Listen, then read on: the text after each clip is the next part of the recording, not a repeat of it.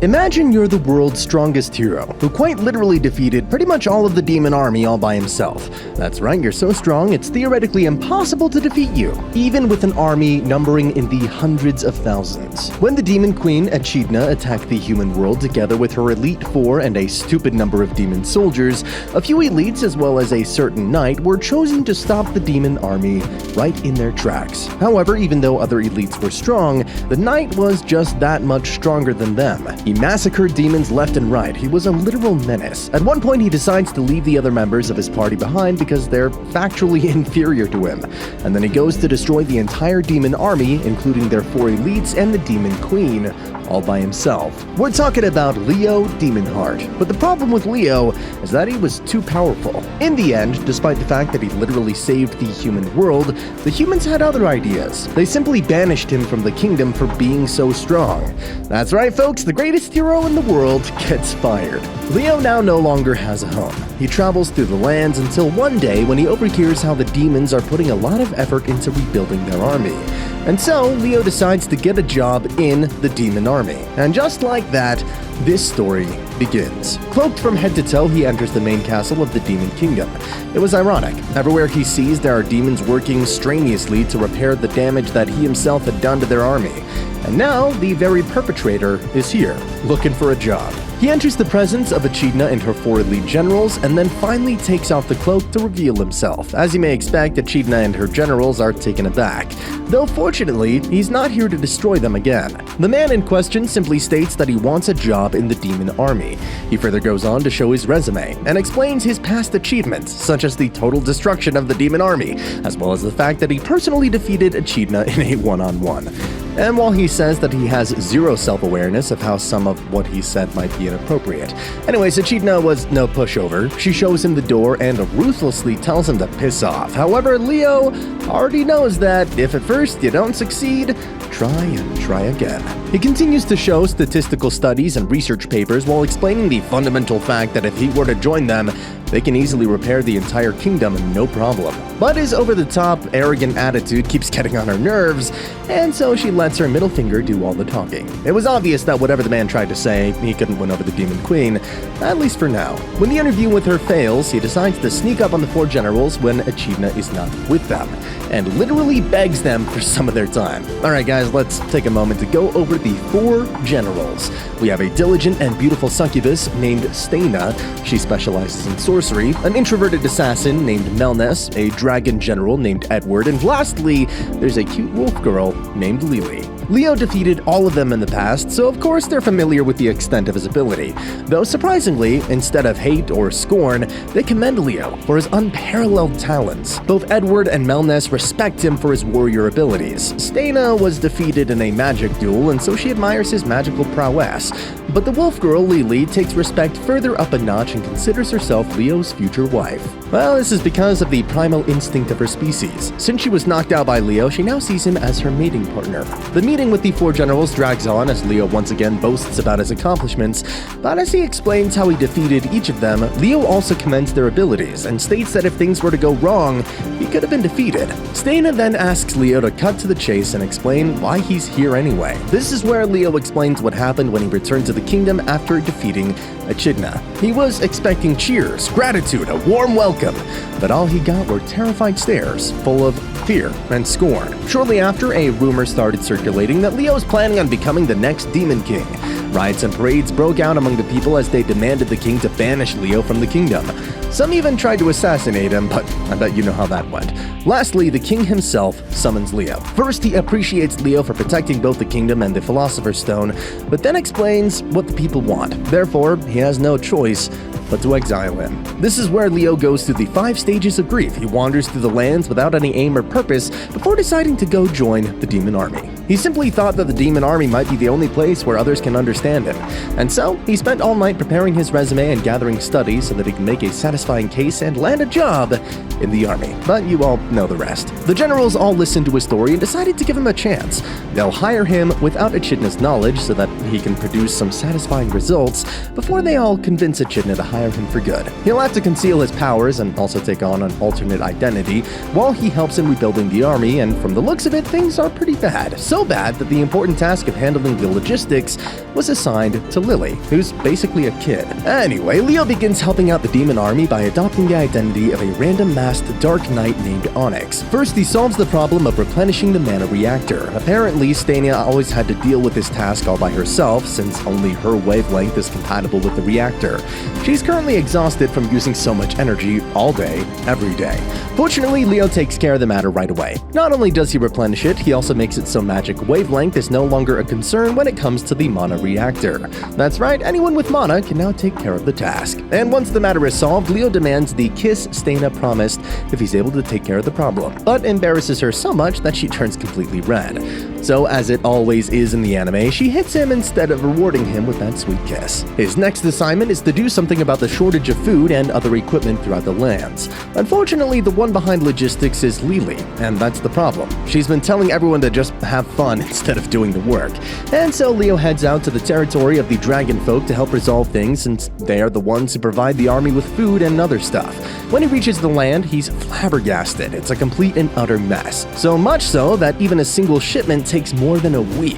He tells Lily about it to see if she has a good enough excuse, but as it turns out, Lily can't help it. She's just too immature for this. She does want to do better, though. This is where Leo comes up with an ingenious plan to orchestrate a character development arc for Lily. He pretends that he got poisoned by a snake bite and instructs Lily to go and get some antidote herbs. Though, of course, it isn't as simple, since Leo had already planned on creating a few obstacles in her path, which she can't overcome unless she thinks astutely, and also works with other demons. Though it looks like Leo severely underestimated her. Lily embarks on the quest right away and starts overcoming the obstacles using a monstrous wolf transformation.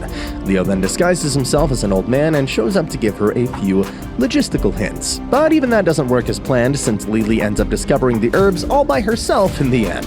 However, he later notices that Lily benefits from the experience, even though it didn't work out as planned. He realizes that as long as Lily is properly told what to do, she can make things work. That's right, all this time he was underestimating Lily. From there on out, things start working smoothly, and even Echidna is impressed by the sudden surge of improvement when it comes to the logistics. She decides to personally meet this black knight named Onyx to reward him for his efforts. The dinner takes place, and at one point, she even takes off his helmet, but Leo neatly changed his face right when his helmet was getting removed, and now that he was completely in the safe zone, he asks Echidna about why she rejected the hero Leo from joining the army. This question annoys her, but she gives a surprisingly thorough reason. As it turns out, the main reason Echidna invaded the human kingdom is because of the Philosopher's Stone, but Leo didn't even let her get close to it. This statement causes Leo to think about why she'd want the stone, especially since as far as he's concerned, the power of the stone is greatly exaggerated by the masses. However, Echidna had a noble reason for doing so. She explains that the Demon Kingdom is currently a wasteland. There's a pollution and awful lack of resources, which is why the demons often end up fighting each other just to survive another day. But if she can get her hands on the Philosopher's Stone, she can make their land fertile again, which will help stop the infighting among the demons, and there will be no more conflicts. She knows that the humans would never just hand it over to her, which is why she had no choice but to engage in a war. But as Leo recalls, demons purposefully held back in the war in order to not kill anybody. Echidna then goes on to state that even though she doesn't like Leo for standing in her way, she still understands that it was his job to protect the humans, and so she doesn't hold it against him. But that doesn't mean she can just let him join. When she's done talking, she asks Onyx about why he decided to join the army, since she knows that he's a human. Now, Leo was pretty much going to reveal the truth in the crux of the moment, but quite conveniently, Stania and Lily pop up right then and state that Melness has gone on a journey, while Edward is contemplating suicide. Things were going south, so they split the tasks. Echidna and the others attempt to deal with what's going on with Edward, while Leo immediately sent out to see what Melness is up to. It doesn't take him long to find him, but when Leo asks him what happened, Melness's reasons for leaving are surprisingly crude, but understandable. In 3 days, he was going to start interviewing demons for positions in the army, but his social anxiety made him freak out, which is why he simply left. Though after sharing his reasons, he asks Leo to sell him a course on communication skills. Leo takes up the challenge, and they return to to the castle. Echidna's told about the situation, and as you can expect from a beautiful and mature leader, she also understands Melanice's situation perfectly. Edward, on the other hand, was an even more difficult case. He'd been trying to kill himself, but his dragon skin made it impossible for a blade to break through, which gives him even more depression. Thankfully, his daughter, named Julieta, is looking after him to make sure he doesn't try anything more insane. Leo, on the other hand, makes Melness dress as a waitress to serve soldiers in the Good Hall. Melness is left with no choice but to communicate with the soldiers since there was no other way to go about it. Surprisingly, Leo reveals he was once a complete sociopath, but as time went by, he learned. Anyways, when Melness is dealing with a group of horny werewolves, they start touching his posterior. This gets on his nerves, and so he instantly gives them a lesson on discipline and respect using force. All of these experiences improved his communication skills a lot. Later, Melness and Leo engage in a conversation where he asks Leo about the real reason why he joined the demon army, since he could tell that Leo's not being honest. This is where Melness reveals a bit more about himself. He's actually a half-human, half-demon who was trafficked through his childhood. This led him to developing an insane hatred for the human race. When Echidna started recruiting for the army, he decided to join so that he could ruthlessly destroy as many humans as he could. But when he learns that Echidna wasn't really killing humans, he was pretty disappointed. He wondered if he should just assassinate her and take over the army, but he was defeated by Leo before acting upon his plan. Not to mention, Leo changed him by telling him to experience the world for fun and not as an assassin. Leo hears all of this story and then decides to drop some lore bombs as well. What nobody realizes is that he's actually thousands of years old. He came into existence in modern-day Tokyo back when magic still used to be a myth, until one day when a portal breach resulted in an invasion from the demons. It was a catastrophic tragedy of the highest scale. During those tough times, the scientists all worked together to genetically engineer 12 bioweapons, which came to be known as Demon Hearts. And Leo just so happens to be one of them, although the only one who has survived for thousands of years is himself, which is why he's been protecting humans for thousands of years. Even when civilization drifted back to the medieval ages, he just kept protecting them from everything. Then finally, Leo reveals that when the humans banished him from their lands, it made him happy. All this time he was so bored and tired of fighting. His immortal existence was a curse. He could never have fun since everything was so boring and easy for him. But the idea of joining the demon army, that excited him. He wondered if he could finally experience a change of pace. Melness was listening to Leo with great concentration, and he was responding without intervening. Leo notices that and comments how he's already a good communicator. Following this, Leo learns more about what's going on with Edward. His daughter, Julieta, tells him that her father receives intense psychological damage whenever his troops lose in a battle. Leo can more or less understand what's going on. Since Edward was born with incredible gifts as a warrior, he lacks the ability to understand the simple fact that there are others who may not be as gifted as him, which is why when his troops lose, he starts blaming himself for not being a good enough leader. This got even worse after he lost to Leo. However, Leo reassures Julieta and Echidna that he'll help Edward recover. Meanwhile, Melness explains Leo's past to Stena and Lili, but it doesn't stop them from putting their trust in him. Leo then learns that a few machine weapons from the age of technology called Phantom 9s are discovered in the surroundings, and so he decides to use one of them to help Edward understand that defeat isn't always his or his soldiers' fault. Just like that, Edward faces off against a Phantom 9. The complexity of the battle dynamics overwhelm Edward, but he almost defeats it thanks to Leo's instructions. However, the Phantom 9 was no joke. When it foresees its own defeat, he calls in the other boys to gang up on Edward. This is where Edward realizes that he can't judge his soldiers against his own standards, since he himself is also required assistance against this adversary which he couldn't defeat alone. He then also apologizes to his troops. While Echidna expresses how destroying those robots was a lot of fun. What do you know? Even the Demon Queen needs a stress reliever sometimes. Now Black Knight Onyx gets a promotion for doing so much good work ever since he joined, and so Leo decides to reveal his identity soon enough. But before that, he comes across one of Echidna's favorite books. It's a book about a demon named Ibrad, who's renowned as the Joiner of Hands. Leo recalls that he actually had met Ibrad in the past. It was during the year 2060, when Ibrad stepped onto Earth as an immigrant looking for better opportunities. But it was a series of misunderstandings that led to a war between humans and demons. Leo crosses paths with him soon after, where he tells Leo that once this war is over, he'd have no purpose, and he'd be unneeded by the humans, and so he'll have to continue living for an indefinite period of time, all alone. He didn't understand what the demon stoic meant at that time, but now he does. He remembers how Elbard made him promise that he'll find a way to enjoy life after humans no longer need him. From here on out, things take quite a dramatic turn. Leo tells Echidna the truth about the Philosopher's Stone, and how it's basically just a highly advanced engine that can provide an unlimited amount of energy using a black hole, which is why it won't be any of use when it comes to fertilizing the lands again, but it is still quite useful. Though to make matters more interesting, she tells him how there are actually 2 stones in existence. If she doesn't want a conflict with the humans, she can just go after the second one. And just as she was processing all of this, he reveals his true identity to her. Echidna doesn't just accept this at first and goes into a light frenzy as the 4 generals try to calm her down and explain everything. But once she does calm down, they all set out to get the second Philosopher's Stone together with Leo. They enter a region of snowy mountains, and this is where he reveals how the stones require a user guide. Hearing this, Echidna declares that she'll find the guide and then make peace with humans by activating both stones. It was obvious that she still didn't quite understand what the stones were, and so an argument breaks out. Both of them suddenly engage in a snowball fight. The generals feel reassured since Echidna was getting along with Leo, but then he gets closer to her and silently tells her that he's been programmed to save humanity. If he can no longer do that, he'll go insane and purposefully orchestrate wars just so he can keep saving the humans. Furthermore, the stones were actually power sources for the demon hearts. Therefore, the second stone exists within him as his heart. Hence, there's no other way to go about it. Either they all work together to rip out his heart, bring prosperity to the demon kingdom, and make peace with the humans, or Leo himself goes and destroys all of humanity, while the demon kingdom will stay poor. He'll continue to attack and save humanity. He doesn't have the ability to go against his program, which is why either he dies or he kills all of humanity, so that there's no one left for him to protect. By saying this, Leo makes it absolutely clear that he wants them to kill him, and for that reason, he starts attacking Echidna and the others, and exclaims that he's tired of protecting humans for thousands of years and simply wants to die. Edward is heavily injured while trying to protect Stana, and when Lily tries to talk to Leo, she's ruthlessly attacked as well. Leo was not playing around, and the intensity of his attacks were severe enough to cause them serious damage, and they all die at this rate.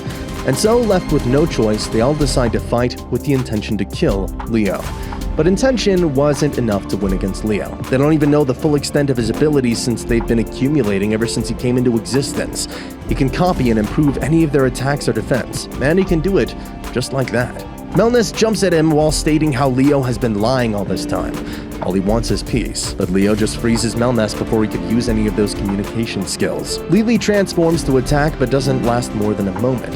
Echidna then decides to bet everything on a single powerful spell that she inherited from her father. It'll render all of Leo's abilities useless for a moment, and they'll use that as an opportunity to strike him down. However, since Edward, Melnus, and Lily were down, only Stana is left to keep Leo, and she almost manages to do that, but gets defeated right before Echidna could unleash the spell. Even so, he neither dodges nor counters it.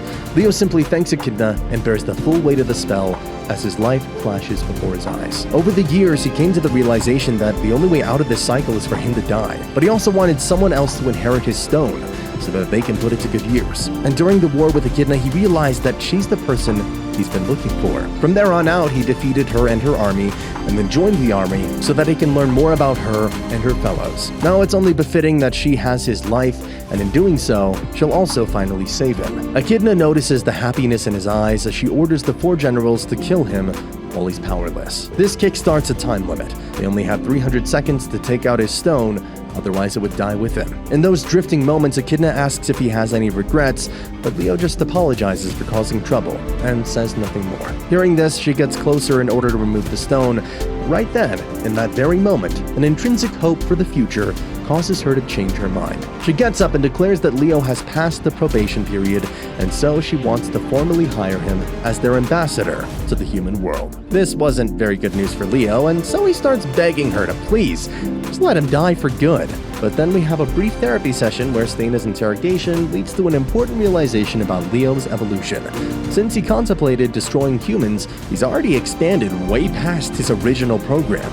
She then tells him to persist and evolve past the order to protect humans that has plagued him for the past 3,000 years. Leo was skeptical, but he gives it a shot, and surprisingly, it succeeds. He evolves so much that he's fully capable of ignoring his program. and then happily agrees to becoming the ambassador for Echidna. Later, when he's talking to Echidna back at the castle, she wonders if he regrets losing the only chance he'll ever have of dying. But Leo's like, who cares? As long as he gets to help her, he's happy. This results in plenty of romantic tension between them, but they're suddenly interrupted by Julieta, who not only catches them almost doing the act, but also reveals there's a stupid load of work that demands their immediate attention. And that's the end of the video. As always, if you liked what you saw, subscribe to the channel. I'll see you at the next one.